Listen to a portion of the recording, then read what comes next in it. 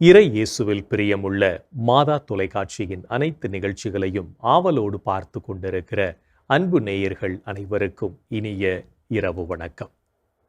ஒவ்வொரு நாளும் இந்நிகழ்வின் வழியாக நமது நல்வாழ்விற்கு தேவையான பல நல்ல சிந்தனைகளை நாம் தெரிந்து கொண்டிருக்கிறோம். இன்றும் ஒரு அருமையான சிந்தனையைத்தான் நான் உங்களோடு பகிர்ந்து கொள்ள ஆசைப்படுகிறேன். கடவுளால் படைக்கப்பட்ட நாம் அனைவருமே நல்ல உடல் நலத்தோடு வாழவே விரும்புகிறோம். நாம் உடல் நலமில்லாமல் இருப்பதை நம்மில் யாரும் விரும்புவதில்லை. நமக்கு நோய் வந்துவிட்டால் அதனை ஒருவித தீய அறிகுறியாக, எதிர்மறை விளைவாக பார்க்கிறோம். நம்மில் நன்றாக இருப்பவர்கள் கூட நோய் நமக்கு வந்துவிட்டது என்று தெரிந்தவுடன் கவலையில் நம்மை நாமே மூழ்கடித்துக் கொள்கிறோம். கவலை என்பதே ஒரு பெரிய நோய் என்பதை நாம் உணர்வதில்லை. அதனை உணராமல் வாழ்வில் விரக்தியின் எல்லைக்கே நாம் சென்று விடுகிறோம்.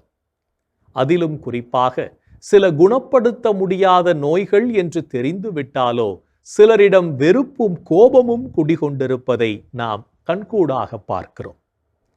இதற்கு மாறாக நோய் சிலரிடத்தில் சீரிய மாற்றங்களுக்கு காரணமாய் இருந்திருக்கிறது என்பதை நாம் தெரிந்து கொள்ள வேண்டும்.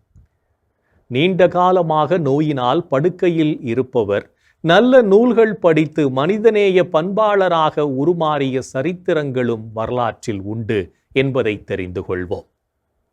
நமக்கு வரும் நோய்கள் மற்றும் தோல்விகளை நாம் எப்படி பார்க்கிறோமோ அதைப் போலவே அது நம்மிடம் ஏற்படுத்தும் மாற்றங்களும் இருக்கும். மில்டன் தனது அழியாத காவியத்தை கண்கள் இரண்டையும் இழந்து அடுத்தவரின் துணையோடுதான் எழுதினார். நமக்கு ஏற்படும் நோயை தண்டனையாக எடுத்துக்கொண்டால் அதுவே நமக்கு மிகப்பெரிய தண்டனையாக மாறிவிடும். தனக்கு ஏற்பட்டிருக்கின்ற நோயை குணப்படுத்த முடியாது என்று தெரிய வந்த சில மாதங்களில் இறந்தவர்கள் எத்தனையோ பேரை நாம் அறிந்திருக்கிறோம். அதே சமயத்தில் நம்மில் பலர் நோயின் தாக்குதலுக்கு உள்ளான போதும் மருத்துவர்களின் ஆலோசனைகளுக்கு ஏற்ப சிகிச்சை எடுத்த பிறகு பல ஆண்டுகளுக்கும் மேலாக நல்ல உடல் நலத்தோடு பணியாற்றி கொண்டிருக்கிறார்கள் என்பதையும் அறிந்திருக்கிறோம். எனவே எல்லா சூழ்நிலையிலும் நாம் நல்லதையே பார்க்க பழகுவோம். நோயை நாம் சரியாக புரிந்து கொண்டால் அது நம்மிடமிருக்கும் தெய்வீக ஆற்றல்களை ஒருங்கிணைக்கும் சக்தி வாய்ந்தது என்பதை உணர்ந்தவர்களாய் வாழ்க்கையை நலமோடு வாழ்வோம். இஸ்லாமிய ஞானியான ரஃபியா என்ற பெண்மணி முதுமையடைந்து கடும் நோய்வாய்ப்பட்டு மரணப்படுக்கையில் இருந்தார். சோகமுடன் பலர் அவரை சூழ்ந்து கொண்டார்கள்.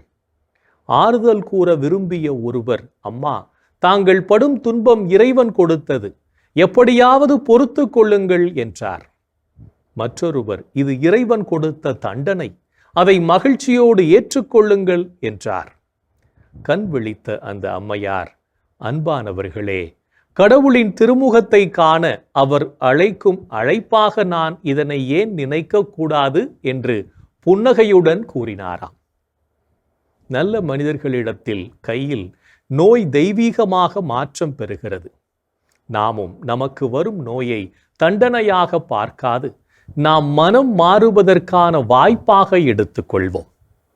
நாம் விரும்புகின்ற நலமான வாழ்க்கையை வாழ்வோம். அதுவே நம்மை வளப்படுத்தும் என்பதையும் உணர்ந்து கொள்வோம். இன்றைய தினத்தை எடுத்துக்கொள்வோம். இந்த நாள் முழுவதும் நாம் நமக்கு ஏற்பட்ட துன்பத்தை ஏற்றுக்கொண்டு வாழ்ந்தோமா என்று யோசித்து பார்ப்போம்.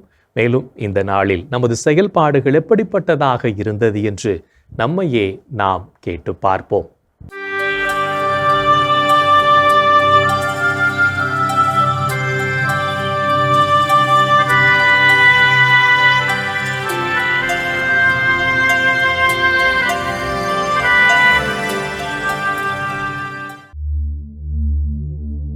இன்று நீங்கள் பெற்றுக்கொண்ட நன்மைகளுக்கு கடவுளுக்கு நன்றி கூறினீர்களா? தந்தையாம் கடவுளுக்கு நன்றி செலுத்துங்கள். அவர் இறை மக்களுக்கான ஒளிமயமான உரிமை பேற்றில் பங்கு பெற உங்களை தகுதியுள்ளவர்களாக்கியுள்ளார். இன்று நீங்கள் ஆண்டவருக்கு ஏற்புடைய செயல்களை செய்தீர்களா? நீங்கள் அனைத்திலும் ஆண்டவருக்கு உகந்தவற்றை செய்து அவருக்கு ஏற்புடையவர்களாய் நடந்து கொள்ள வேண்டும். இன்று நீங்கள் உங்கள் அருகில் உள்ளோரின் தேவைகளுக்காக இறைவனிடம் பரிந்து பேசினீர்களா? அனைவருக்காகவும் மன்றாடுங்கள், இறைவனிடம் வேண்டுங்கள், பரிந்து பேசுங்கள், நன்றி செலுத்துங்கள். இன்று நீங்கள் உங்களுக்கு ஏற்பட்ட பிரச்சனைகளுக்கு மற்றவரை குறை கூறினீர்களா? நாம் இன்று இப்படி இருப்பதற்கு நாமே பொறுப்பு. இனி எப்படி இருக்க வேண்டும் என்று விரும்புகிறோமோ அப்படி நம்மை செய்து கொள்வதற்கான ஆற்றலும் நம்மிடமே உள்ளது. இன்று நீங்கள் நீதிக்காக போராடிய நேர்மையாளரை குற்றவாளி என தீர்ப்பளித்து செயல்பட்டீர்களா? நேர்மையானவரை குற்றவாளி என தீர்ப்பளித்து கொலை செய்தீர்கள். ஆனால் அவர் உங்களை எதிர்த்து நிற்கவில்லை.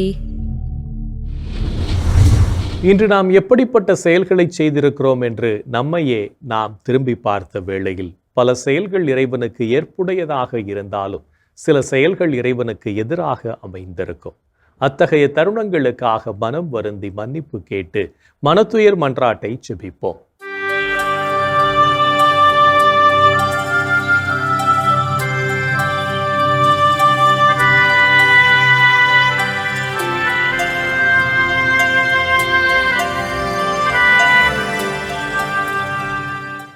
எல்லாம் வல்ல இறைவனிடமும் சகோதர சகோதரிகளே உங்களிடமும் நான் பாவி என ஏற்றுக்கொள்கிறேன். ஏனெனில் என் சிந்தனையாலும் சொல்லாலும் செயலாலும் கடமையில் தவறியதாலும் பாவங்கள் பல செய்தேன். என் பாவமே, என் பாவமே, என் பெரும் பாவமே. ஆகையால் எப்போதும் கன்னியான புனித மரியாவையும் வானதூதர் புனிதர் அனைவரையும் சகோதர சகோதரிகளே உங்களையும் நம் இறைவனாகிய ஆண்டவரிடம் எனக்காக வேண்டிக்கொள்ள மன்றாடுகிறேன். ஆமேன். மனத்துயர் மன்றாட்டை ஜெபித்ததன் வழியாக இறைவனிடமிருந்து மன்னிப்பை பெற்றிருப்போம் என்ற நம்பிக்கையோடு இறை வேண்டலில் இணைவோம்.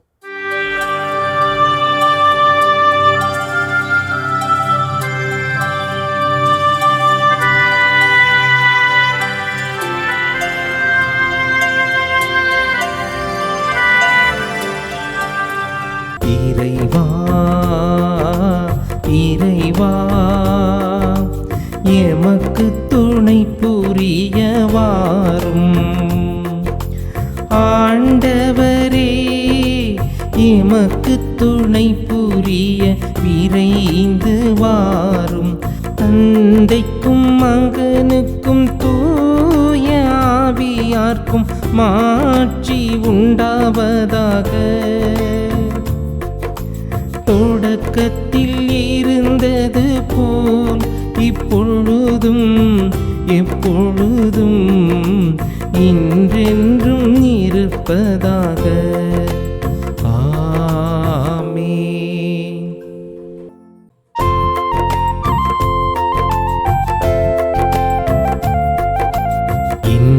என்னிடமிருந்து உம் முகத்தை மறைத்து கொள்ளாதேயும். ஏனெனில் நான் உம் மீது நம்பிக்கை வைத்துள்ளேன். என்னிடமிருந்து உம் முகத்தை மறைத்து கொள்ளாதேயும். ஏனெனில் நான் உம் மீது நம்பிக்கை வைத்துள்ளேன். அல்லேலூயா அல்லேலூயா அல்லேலூயா அல்லேலூயா அல்லேலூயா அல்லேலூயா.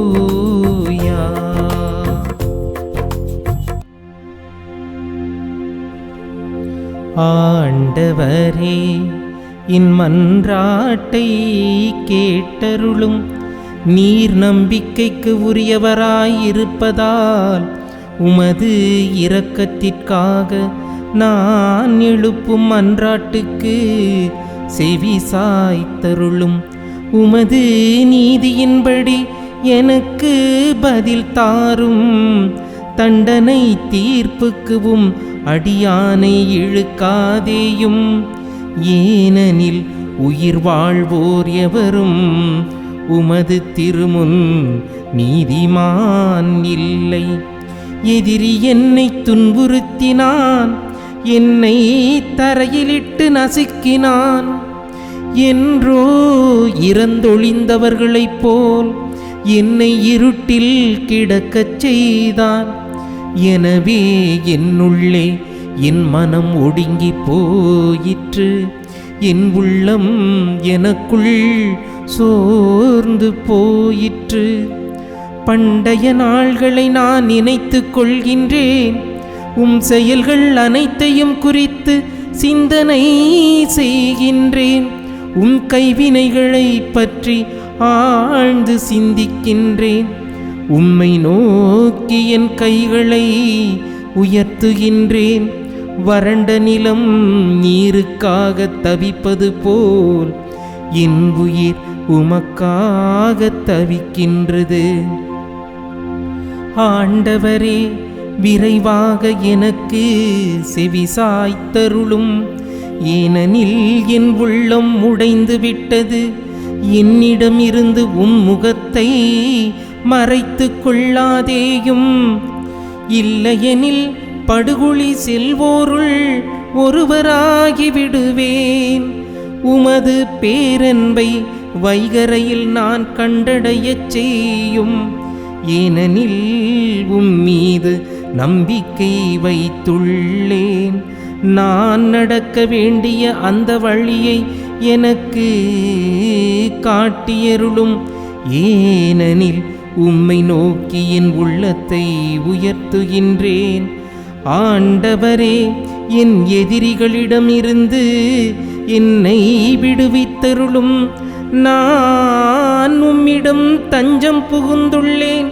உம் திருவுளத்தை நிறைவேற்ற எனக்கு கற்பித்தருளும். ஏனெனில் நீரே என் கடவுள். உமது நலமிகு ஆவி என்னை செம்மையான வழியில் நடத்துவதாக. ஆண்டவரே, உமது பெயரின் பொருட்டு என் உயிரை காத்தருளும். என்னை நெருக்கடியினின்று விடுவித்தருளும். தந்தைக்கும் மகனுக்கும் தூய ஆவியார்க்கும் மாட்சி உண்டாவதாக. தொடக்கத்தில் இருந்தது போல் இப்பொழுதும் எப்பொழுதும் இன்றென்றும் இருப்பதாக. ஆமென். என்னிடமிருந்து உம் முகத்தை மறைத்துக் கொள்ளாதேயும். ஏனெனில் நான் உம் மீது நம்பிக்கை வைத்துள்ளேன். என்னிடமிருந்து உம் முகத்தை மறைத்துக் கொள்ளாதேயும். ஏனெனில் நான் உம் மீது நம்பிக்கை வைத்துள்ளேன்.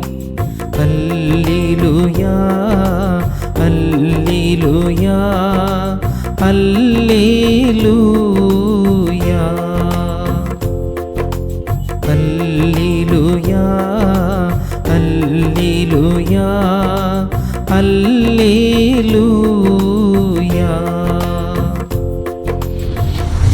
இறைவனின் உடனிருப்பு இந்த இரவு பொழுதிலும் நம்மை பாதுகாத்து வழிநடத்தும் என்ற நம்பிக்கையை இறை வேண்டலின் வழியாக பெற்றுக்கொண்ட நாம் இப்போது நாளைய நற்செய்தி வாசகத்திற்கு செவிமடுப்போம்.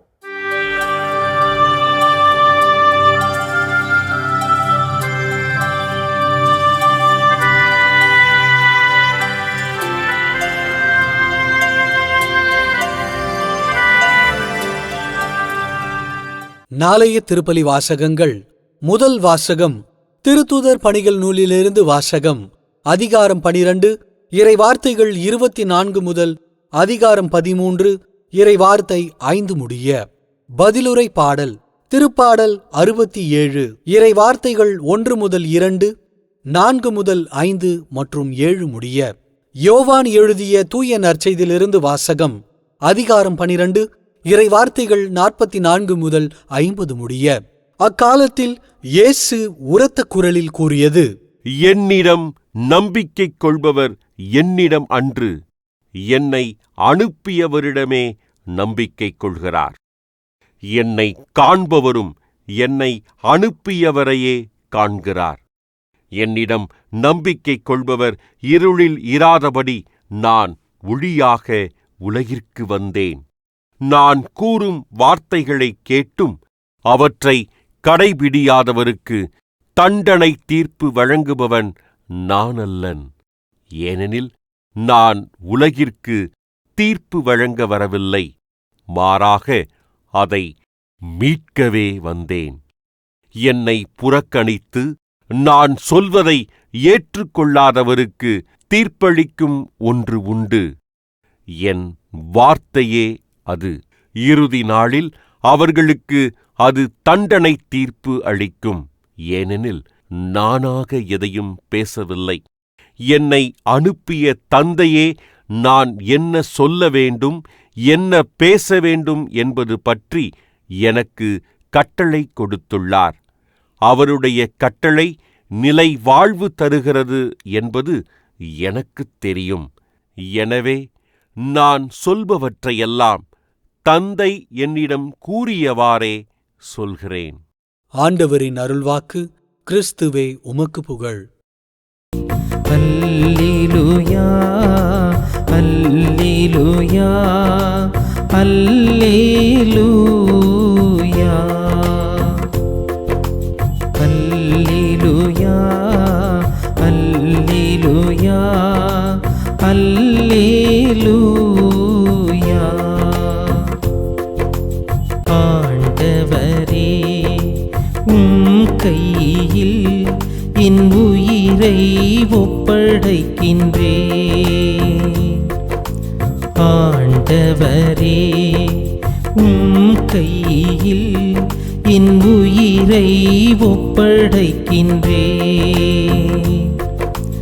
உண்மையின் ஆண்டவராகிய கடவுளே, எம்மை மீட்பவர் நீரே.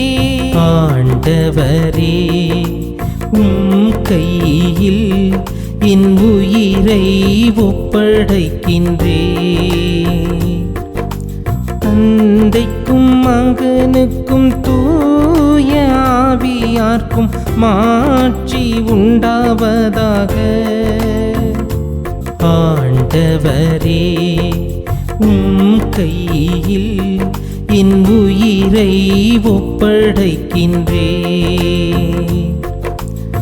ஆண்டவர் தோற்றுவித்த வெற்றியின் நாளிதுவே, இன்று அக்களிப்போம் மகிழ்வோம். ஆண்டவர் தோற்றுவித்த வெற்றியின் நாளிதுவே, இன்று அக்களிப்போம் மகிழ்வோம். அல்லேலூயா, அல்லேலூயா, அல்லேலூயா, அல்லேலூயா, அல்லேலூயா, அல்லேலூயா.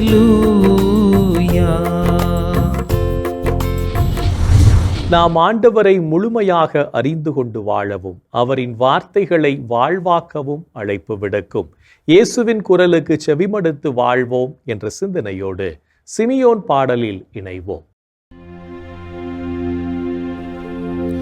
ஆண்டவரே, நாங்கள் விழித்திருக்கும் போது எங்களை காத்தருளும். நாங்கள் தூங்கும் போது எங்களை பாதுகாத்தருளும். இதனால் கிறிஸ்துவோடு விழித்திருந்து அவரோடு அமைதியில் இளைப்பாறுவோம். அவரோடு அமைதியில் இளைப்பாறுவோம். அல்லேலூயா, அல்லேலூயா, அல்லேலூயா, அல்லேலூயா,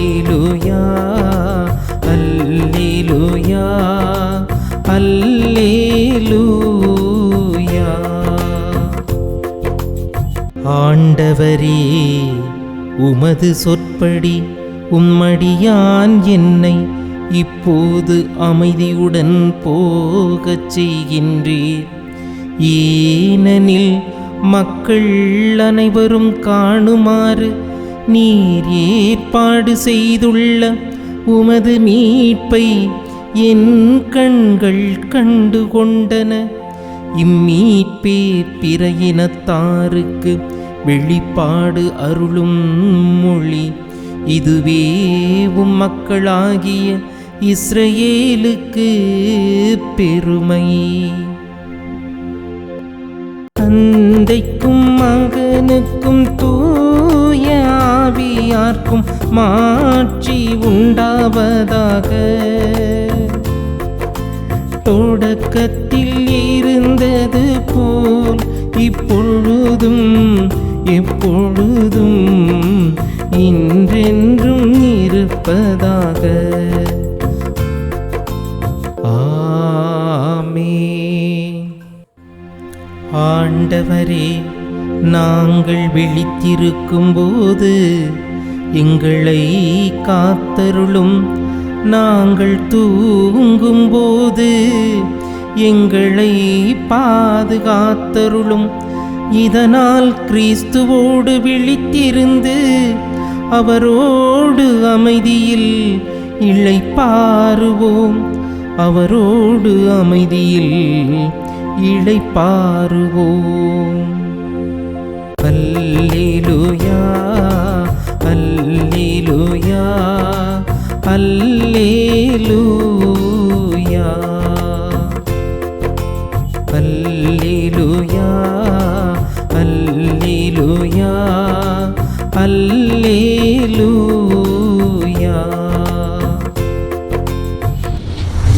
இறைவன் நம்மை ஒவ்வொரு நொடிப்பொழுதும் அற்புதமாய் வழிநடத்தி கொண்டிருப்பதை சிமியோன் பாடல் வழியாக உணர்ந்து ஜெபித்த நாம் இப்போது நாளைய புனிதரை பற்றி பார்க்கலாம்.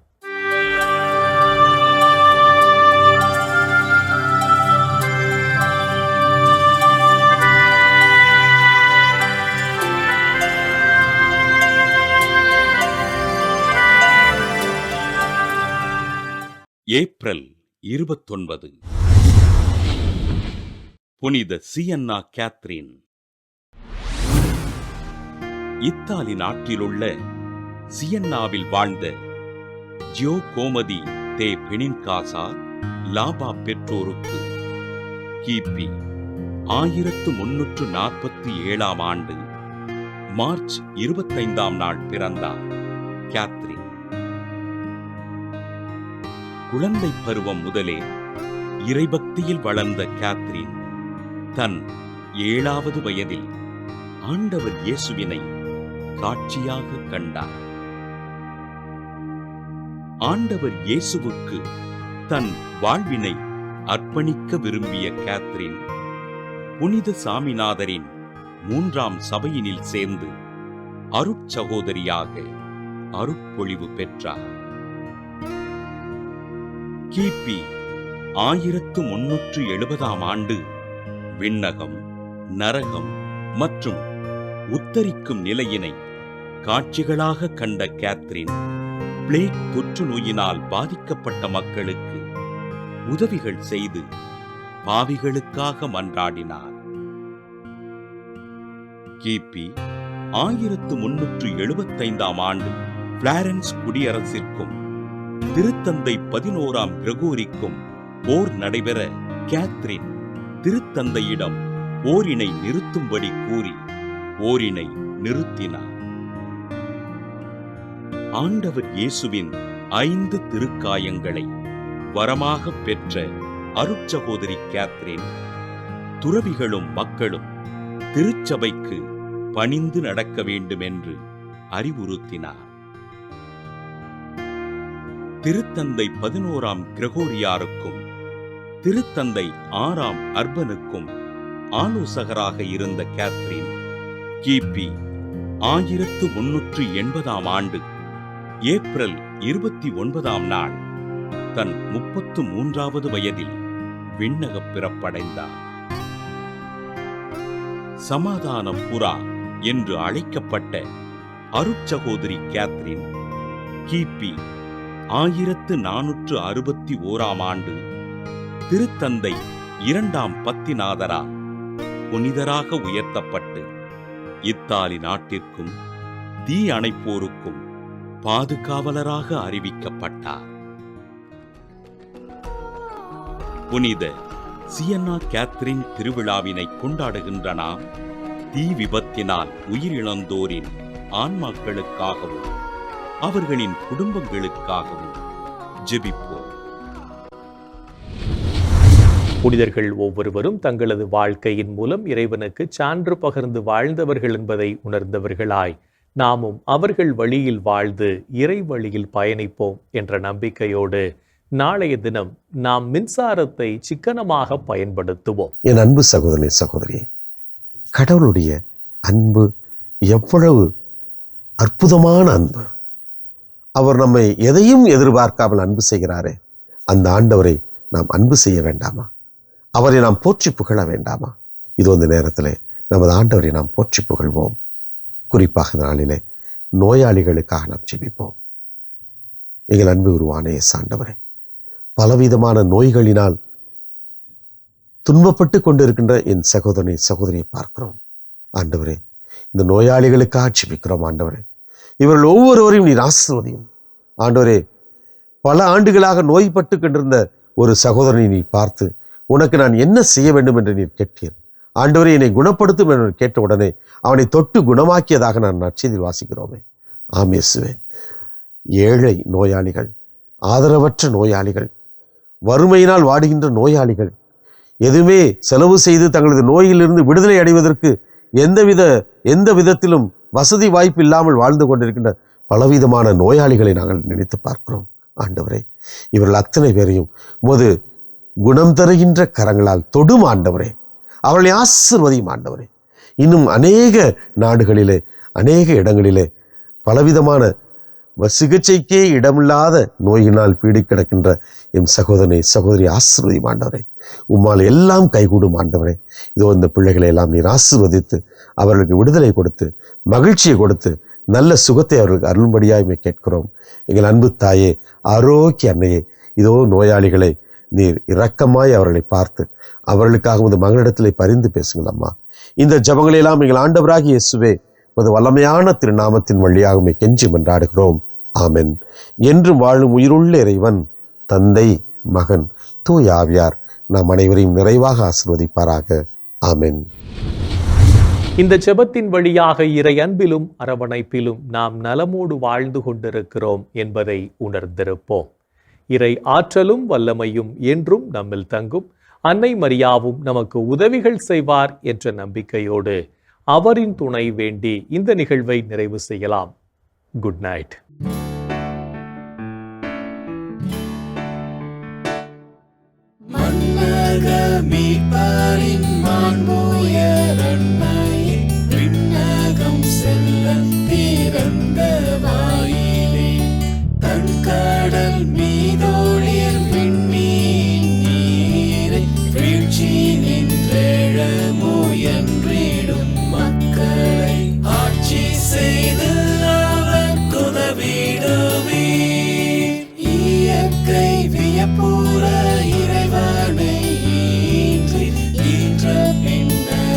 கன்னியாய் நின்று வானவன் கபிரி